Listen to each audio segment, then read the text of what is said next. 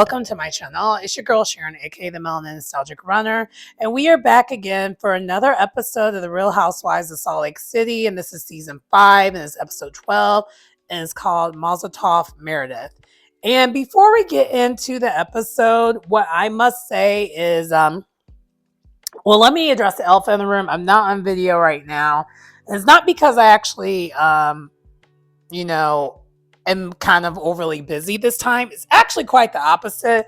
What is going on right now is your girl doesn't feel good. I woke up Thursday and my throat I just started having this drainage in my throat, and today I'm having the drainage and it's sore, and I don't think it's a fever, but like I feel like it's like whatever I had going on earlier on this week, it's still kind of around. So like I'm doing my part and just like, you know what, this is my cue to just stay in for the evening. And I'm not even going to go to the gym. I'm kind of irritated by it because I'm like, crap, now I have to try to get my 2 days in on Saturday and Sunday. And that also depends on if I feel well. And I also have to work this weekend. So yeah, there's a lot going on.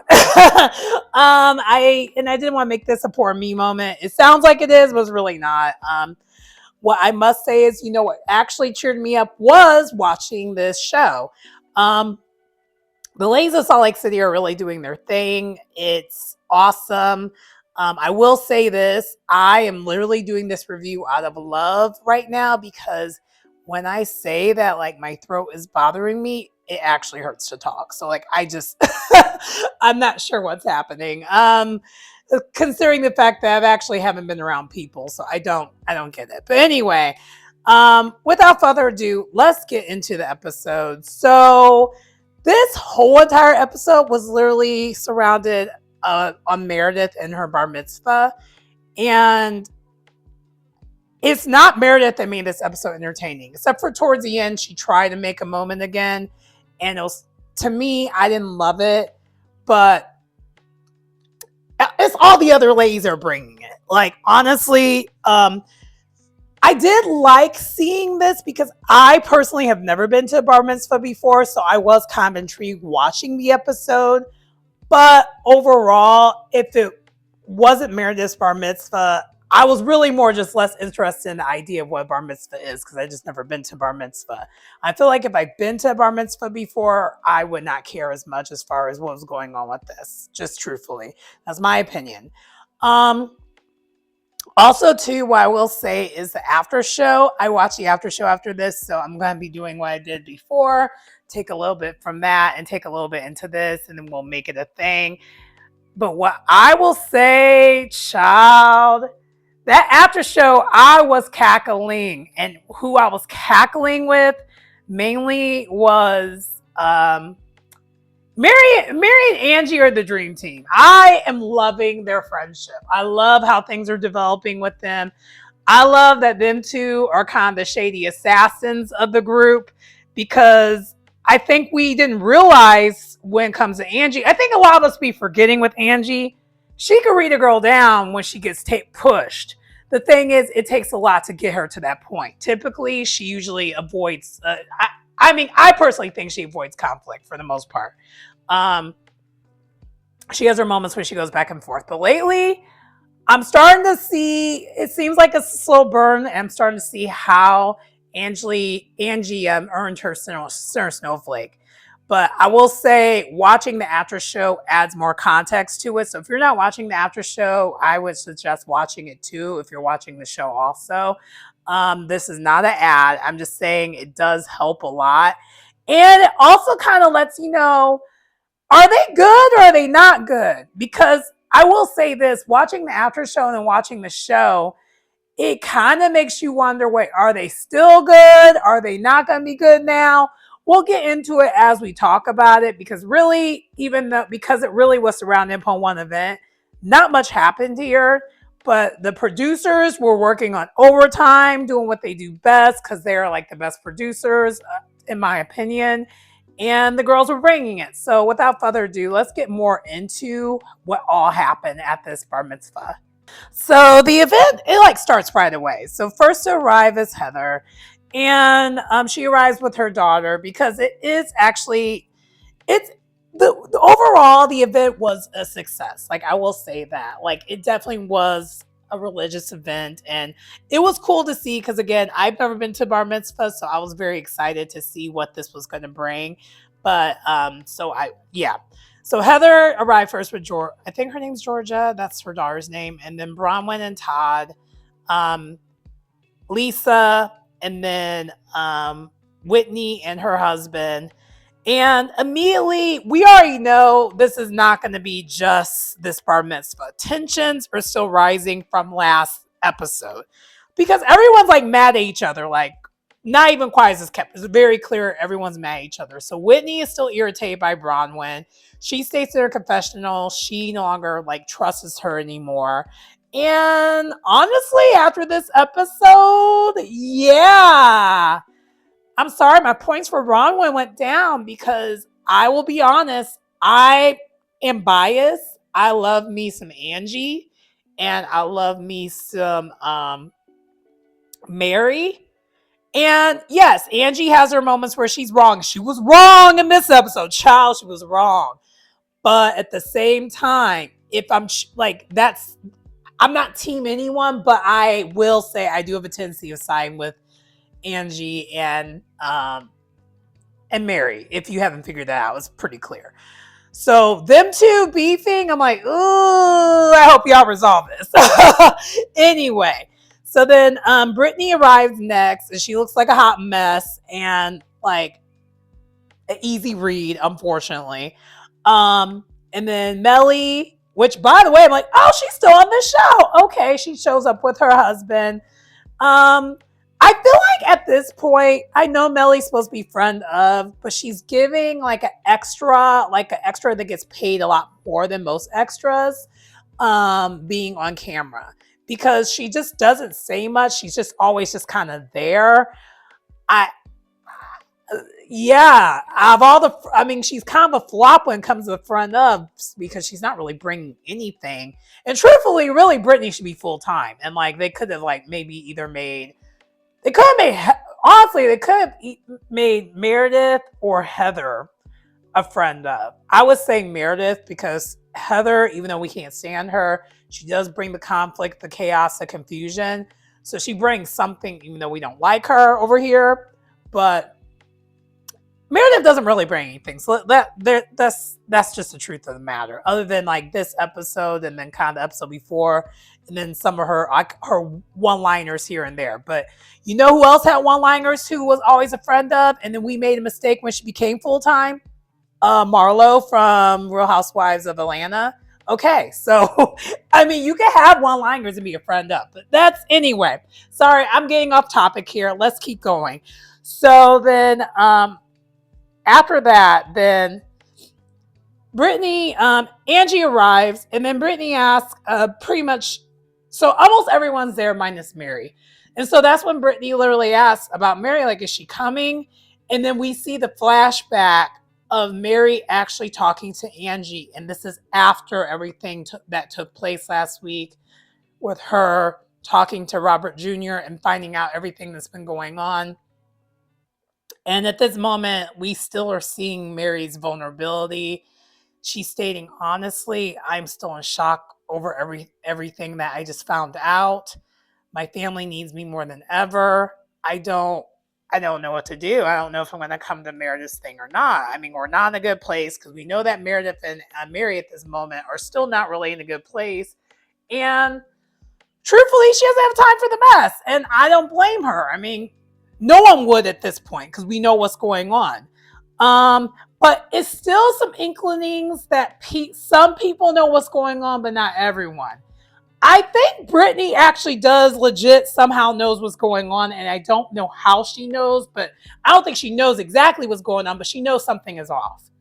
And she doesn't even know Mary. She's not even really cool with Mary like that, but it seems like she's the only one that is mentioning, that.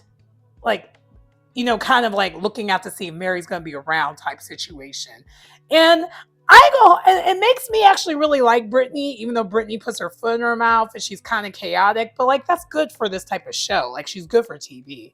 Anyway, but we do see a flashback seeing of Mary and Angie talking, and Mary is having a tough time even talking to Angie, and she's just saying, I'm going through a lot of family stuff going on right now. I'm not in a good place. And you could tell Mary has been crying. Like in this scene, she just like her nose is red, you know, and that's usually related to blowing your nose from crying a lot. Her eyes are just constantly watering, and yeah, she's been crying. She's going through it. And this is what makes me love Angie, because Angie genuinely does seem like a beautiful, kind spirit. She's like, you know, I'm not gonna ask what's going on. She did, of course, ask if she was okay, but the way she asked if she was okay, to me, was different than how even Meredith asked last week. If we're going to go back to that, like when the way Angie asked, she sounds like she's truly concerned for Mary, and Meredith didn't really give that, in my opinion. But anyway, so as she's asking if she's okay, it's clear that she's not okay. But you could tell Mary just is not ready to talk about it yet, because she still isn't. You could, in real time, you could tell she still is having issues dealing with it herself to even articulate what's going on. And I mean, who would blame her? That's kind of where we're at with that. Who would even blame her? But what was beautiful about Angie, she did give her a safe space. She's like, look, if you're not ready to talk about it, that's fine. But I am here for you if you need anything. And Mary received it, and she's like, yes, when I'm ready to talk about it, we'll talk to you about it. And we kind of left it there. So that was kind of like a little bit of a hint. We don't know if Mary's coming or not.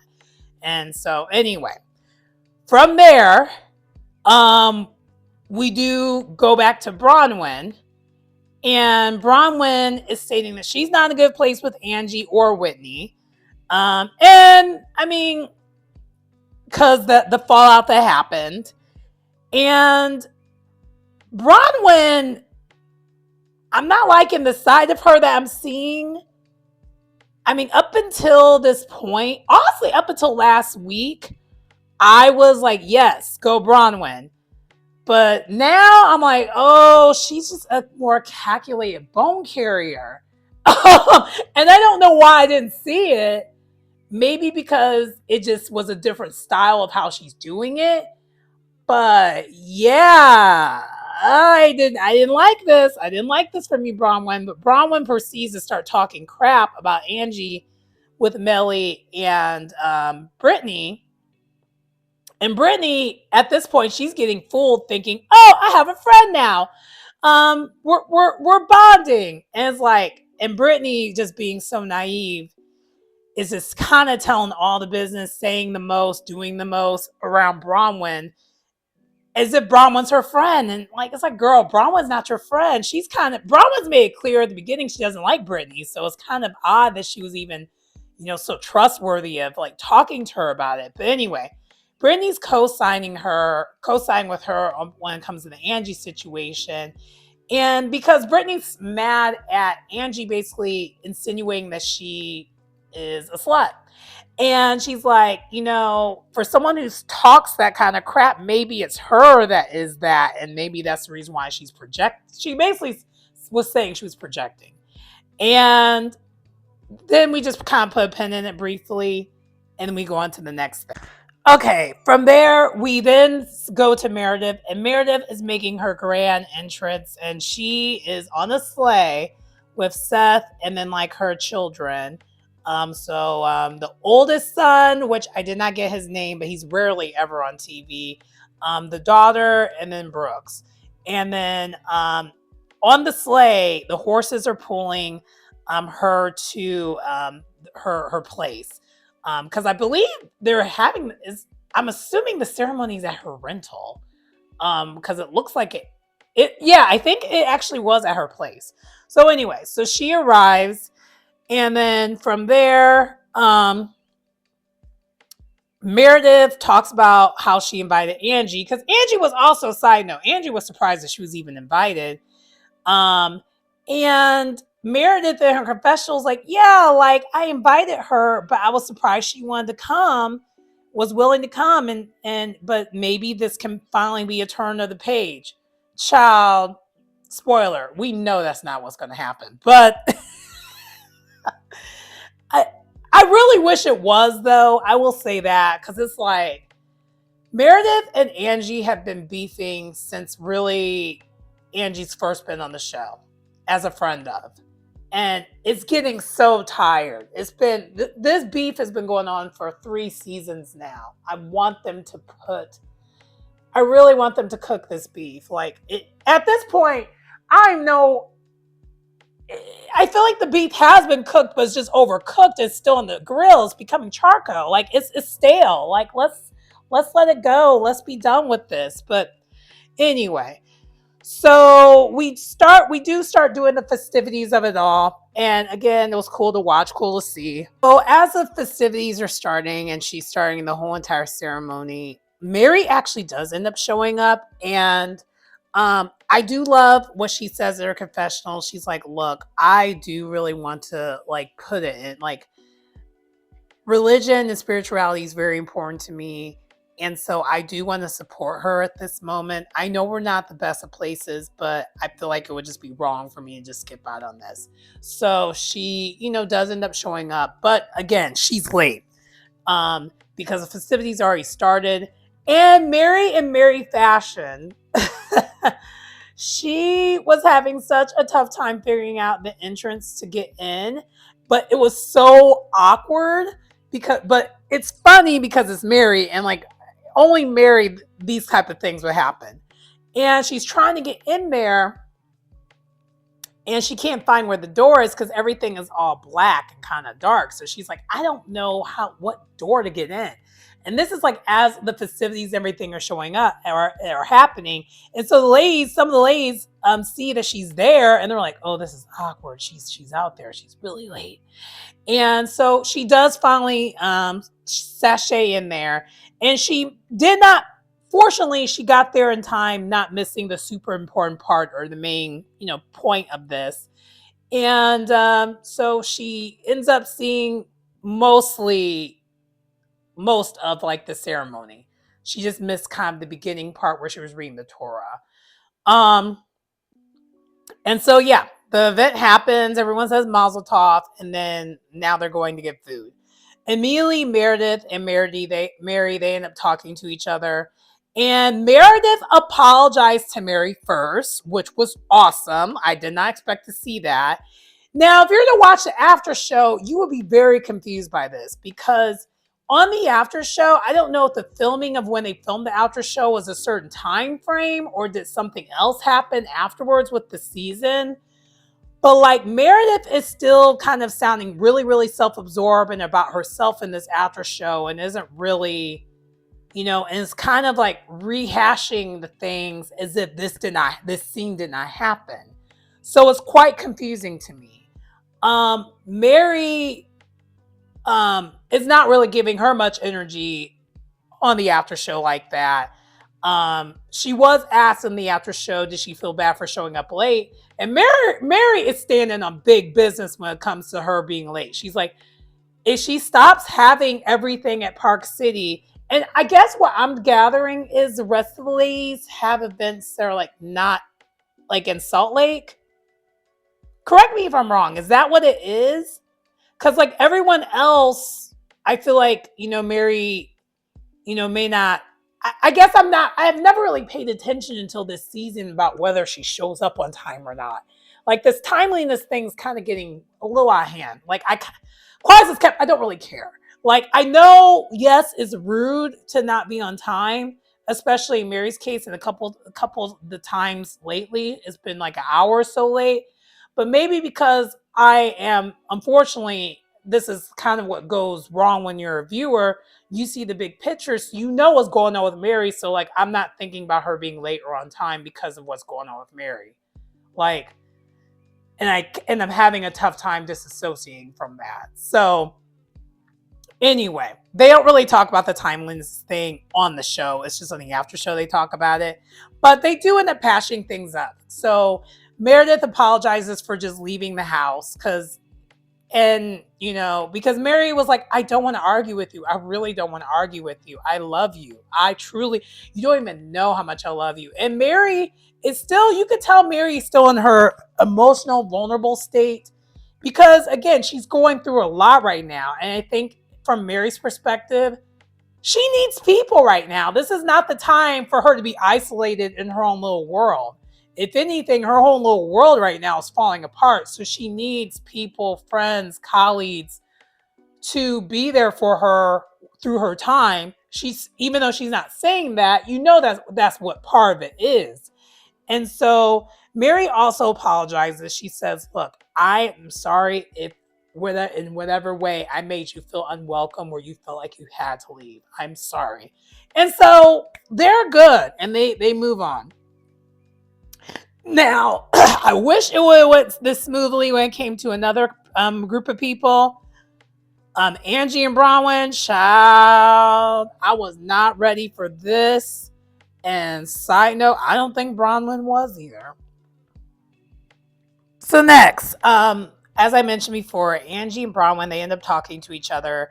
Earlier on, we had Bronwyn talking to Lisa, talking about how she doesn't feel great about how things went and ended when it comes to Angie, because honestly, her constantly being yelled at, being told to shut the F up, she wasn't with that. And she's not going to accept anything else but an apology from her before they can move forward with anything. And so we get to here, and Bronwyn, and this is what gets me with Bronwyn, girl, I know you want an apology, but like to lead with that kind of sass for an apology and basically kind of demanding an apology, even I'm a petty person. I'm about to call a thing a thing. I'm a petty person. I probably would have wanted to apologize to you, but similar to Angie, I think Angie was going to actually apologize to you, but then when you led with that kind of stank attitude of, aren't you going to give me an apology? I'm not now. Absolutely not. I'm going to reverse the reasons why you should be apologizing to me, what set me off to begin with. And that is literally what happened. And Angie and Bronwyn were going back and forth and back. And what I will say is, Bronwyn, with love, I mean, you've been doing great this season, especially being a newbie. You've been killing it, and you've been getting the girls together. But this is the first girl you weren't able to get together. Angie had your number. She had your number, and she made you walk away at the end. She didn't walk away. You did. And I know Todd keeps telling you to do that and everything else. It doesn't help that your man, and this is where the problems I think are lying at. I don't know if Bronwyn come next season will even be on the show, number one, but if she is, she needs to leave Todd at home because Todd is limiting her from doing what she wants to do. I can tell when Todd's around, she is holding back like a lot because she is very much afraid of how Todd will view her, this, that, and this, and that. And prior to Todd getting in her head, I felt like we were getting true, authentic Bronwyn when it comes to like the reads and everything else. But also too, at the same time, truthfully, I don't think she was going to get anywhere with Angie because Angie can't actually read. Like everyone that basically Bronwyn has went back and forth with can't read to save their lives. Like Lisa can't read to save her life, and neither can Heather. But Angie, she be looking for the smoke. Like, I mean, there's also a reason why Angie and Mary are friends. I mean, there's context clues with that. The two girls that can read the best are friends. Okay, that it goes without being said. And so not only does she not get that apology, she ends up walking away, being super upset. And Todd's trying to squash everything as if like that makes any sense at all. It's just like he just keeps getting involved in places where he does not need to be involved in. Like, I really want Todd. I need Todd to back off. The other husbands are not doing all that, and he still is doing that. So I don't know what that is. but it is not helping Bronwyn out, because as they were arguing, going back and forth, and as soon as Todd got involved, that's where Heather saw the bone. She was like, oh. And Heather and Bronwyn, I hope you know this. Heather is going to use every time Todd embarrasses you she's going to bring it up. It's going to come up. It'll probably come up next week or the week after, truthfully. I could totally see that happening. Anyway, so while Bronwyn and Todd are going to get drinks and Todd's basically lecturing her, all practical purposes, but she calls it therapy session, which I'm like, I don't think that's that. We have Angie and her husband Sean and Mary talking it through, and Mary's like, how did that escalate like that? She's just really trying to figure out what happened there. And Angie's like, Mary, do you do exorcisms? Because, you might need to do that with that girl. And Mary's like, no, I don't do. Mary was gagged. I don't know I think this is the first season that we're seeing Angie be finding her footing. I mean, actually, it definitely is the first season where she's finding her footing. It's taken a while for it to happen, but it's getting there. And now that we're seeing that Angie is getting her confidence, finding her footing and everything, it's like Mary's on the sideline watching this. She's like, oh, because Mary, not Heather, but wow, Angie had Mary gagged not once, but twice this time go around. We'll get back to the second time she got gagged, but yeah, that's what happened there. And let's go on to the next thing. So then on the other side, we see that Whitney and Heather are talking, and they're talking about Bronwyn. And it's like, child, bad weather is at it again. And Lisa awkwardly just comes through too, and she chimes in as they're talking, and somehow, some way, Whitney and Lisa are going back and forth again, because Lisa keeps calling Whitney a liar. Basically, essentially, at this point, Lisa is having Bronwyn's back. But I'm thinking the reason why she's having Bronwyn's back is because the common enemy is Whitney. So she doesn't have a problem having her back because it's Whitney. And Heather, and then basically, like, Whitney's like, can you let me talk? Can you shut up and let me talk? And so that escalates into something else. And then as this is happening, Bronwyn went back to talking to Brittany, and they're talking about Angie still, and they're keying, and Brittany is still under this delusional impression that her and Bronwyn are friends now. And this alliance between them two, it lasted for 5 minutes. It didn't even last this whole entire episode. It lasted 5 minutes because Bronwyn, girl, you're not doing yourself any favors. You're actually, in a weird way, Bronwyn is proving Heather to be right, and I don't like it. Anyway, so then from there, they're talking. As they're talking, Angie and Brittany start going at it. And Bronwyn is still there. And Bronwyn, being the instigator bone carrier she is, especially since right now she ain't fooling with either of these two ladies, she's like, even though I have a problem with you, and she says in the confessional, it's like, even though I have a problem with Angie at this moment, I will never like Brittany. So I'm just going to go ahead and throw her under the bus of what she said. Because Brittany tried to confront Angie about Angie basically insinuating that she's a slut. And then Bronwyn swooped in. She's like, yeah, she called you one too. And Angie was on. Angie was on one and read her down for filth. Called her hair, her tragic looking hair, because her hair was looking tragic. She was not wrong. And we know that, Angie's in the beauty industry, the hair industry in particular. So reading her hair down was a non-issue for her. She's like, girl, how are you going to talk to me about saying what I got going on when you know nothing about me? Number one, I've been with my man for 30 years. And before I was even with him, I was never a slut. And she was like, and you have the audacity to read me about what I've been doing when you, unbeknownst, but you have this hair, you basically have porn star hair.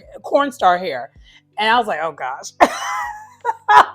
And then she's like, you in that 80s white, like, she says this in not in the confessional, but actually the after show, because she kept reading the girl about her hair. She's like, it looks like she came out of a Whitesnake video, like on top of a car. Here I go. And Mary is cackling. And this is where I was saying, them two reading the girls, because they were taking turns reading the girls. I was like, oh my God, no.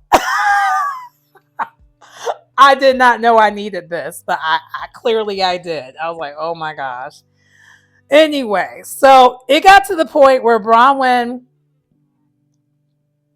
basically straight up said in the confessional, she's like, you know, I wanted to be friends with her, but like about 5 minutes, that was good enough for me. I mean, I'm just over, and she's basically saying, I'm over Brittany saying things about people, but then playing victim afterwards. I'm just not with it. Like, if you're going to say it with your chest. Don't pretend you didn't say that.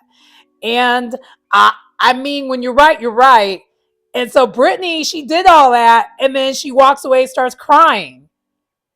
And basically it escalates to a point where Brittany's like, she's slut shaming me. Da da da da da. And then Meredith out of nowhere that intervenes, and she's like, who is slut shaming you? And we know, of all people, Meredith don't want to hear anything about being slut shamed, because she's gotten slut shamed throughout the years on this show, even by her best friend, I'm doing air quotes, Lisa Barlow, with that infamous hot mic moment, saying that she slept with all of New York. And so, and also too, the producers air back all the times where Angie has basically kind of insinuated the same thing about Meredith. And Meredith took this little bone that she had, not even seeing the situation. She wasn't even part of it. She is only getting one side of it, and proceeds to kick Angie out of the party. And I will say this, Mary had a point on the after show, and I kind of have a tendency of agreeing with Mary with this. It's like she invited Angie for there to be a reason for her to do that. And I think she did do that. I think that's literally the reason, because then we see that this is not the first time Meredith has been trying to kick Angie out of something. She did it with her infamous, you can leave. She was saying that to Angie. So like, she was basically doing a similar thing again, but only this time in landed, because she had security, and she had security proceed to escort her and Sean out of there. And then as this is happening, Lisa's going to like check up on Angie. Whitney's going to check up on Angie. And then I think Mary's going to check up on Angie. Like, girl, what happened? Oh my gosh, I'm so sorry. This, that, and this. And one thing that I will say that I hate to say this, but you know, Lisa has a point. Angie has a tendency of doing what she does, but not understanding why she gets the reaction she gets. Like, I know in most cases when it comes to Angie, she's just reacting to what someone else did to her. But like her reacting to what someone did to her, it's not energy matching. It's like, she takes it to hell. She has a tendency of like, oh, you want to take it there? I'm taking it to hell. Like that's her kind. That's the time she's always on. Like, I am going to take it to hell, and you ain't gonna be ready for that. And that's what happens every time. And in the after show also, when I think when Angie was talking to Mary about the situation, she's like, honestly, she basically kind of, and this is me paraphrasing, she's like, Brittany's really an easy read. It's not that hard to read her. I mean, she put all this information out there insinuating that she is kind of like what she is like so upset about. She's been bragging about all of her Tinder dates. She stated that she puts men before her children. I mean, it's not that hard to read her. And then her hair, she shows up at this event with her hair looking a hot mess, her clothes not fitting quite right. She didn't get any of her clothes steamed, like wrinkly and stuff, just looking like a hot raggedy mess. And Mary's like, oh my gosh, girl, like, what? And she's like, and honestly, I could have went lower than how low I went. She's like, you could have went lower? She's like, how low can you go? And she kind of said it playful way, like, how low can you go? I was like, oh gosh. They are feeding off each other and I love it. But like, yeah. I don't think really Angie, girl, I'm about to be honest with you. I don't think Brittany deserved that kind of read. But at the same time, she wants to play with the housewives like that. She needs to be ready for those kind of reads because your reads are light work compared to like the Real Housewives of Atlanta, truthfully. So, I mean, it's not like you are like that kind of reader. And I mean, I get it. But anyway, so then after she leaves, everyone else basically just proceeds to start leaving too. And basically the party's over. And we find out from Lisa, like, because she says to Meredith, I'll see you at Puerto Vallarta. And then they rewind it. And like, Lisa's like, well, before all this happened, we were kind of getting along. So I actually planned a girls trip. So we're going to be going on a girls trip to Puerto Vallarta. And so they show her doing this. And then, so the next episode, they're going on a cast trip to Puerto Vallarta. And it's going to be interesting because nobody likes each other still. So, this is going to be interesting. It's going to be good to see. And I'm also, side note, really curious. I'm glad that we kind of had a little bit more lightness this episode. But I do, hopefully, we'll get an update on what's going on with Mary and Robert Jr. on this show. And maybe during this trip, she'll open up and tell the ladies what's going on. We'll find out. But anyway, that does conclude the video for me. And I'm sorry if I sounded horrible. Again, I am fighting something. I don't know what this is. I hope it's not, that girl. If I don't feel better tomorrow, I am going to be going to Walgreens to get a test to find out if it is that girl. I hope it's not because I've avoided it this whole time. 4 years of avoiding it. So hopefully it's not what it is, but if it is what it is. Anyway, but that does conclude the video. Please like, comment, subscribe to the channel if you get anything out of the content. It's your girl Sharon, aka the Melanin Nostalgic Runner, and I will see you next time. Bye.